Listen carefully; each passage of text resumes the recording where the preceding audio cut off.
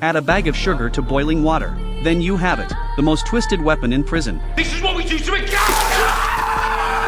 Anyone splashed with it gets disfigured instantly. Some inmates can't handle this terrifying prison. They cut wounds into their own bodies, just to calm their panicked minds.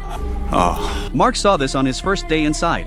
He was so nervous he didn't know what to do. While comforting his cellmate, he pressed the alarm button in the room.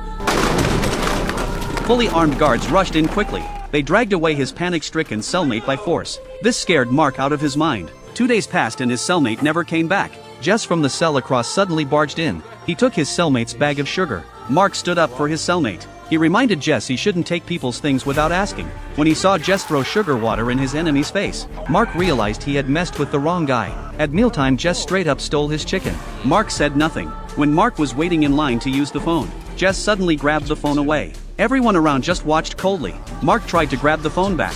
Give me the softball, I'll snap you, Joe.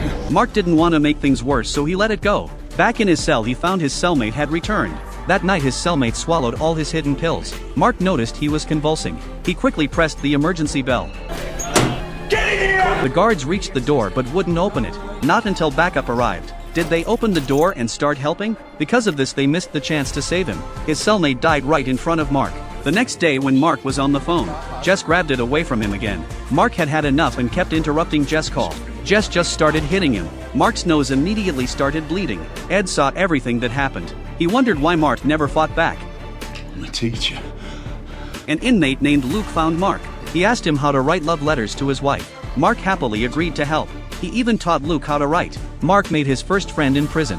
One day Mark went to see Ed, the prison boss. He asked him to teach Jess a lesson. Ed said teaching Jess a lesson would be easy. But what about when others came after Mark later? Hearing this, Mark suddenly understood. Ed taught Mark boxing for self-defense. Mark felt more confident. At mealtime, Jess spit in his food again. Mark didn't stay quiet this time. He put down his tray and turned around. He punched Jess right in the face. The two instantly started fighting. Mark held his ground against the attacks. Then he found his chance and bit the guy's ear. Jess' screams brought the guards, but Mark didn't let go until he bit off a piece. From then on, all the inmates looked at Mark differently.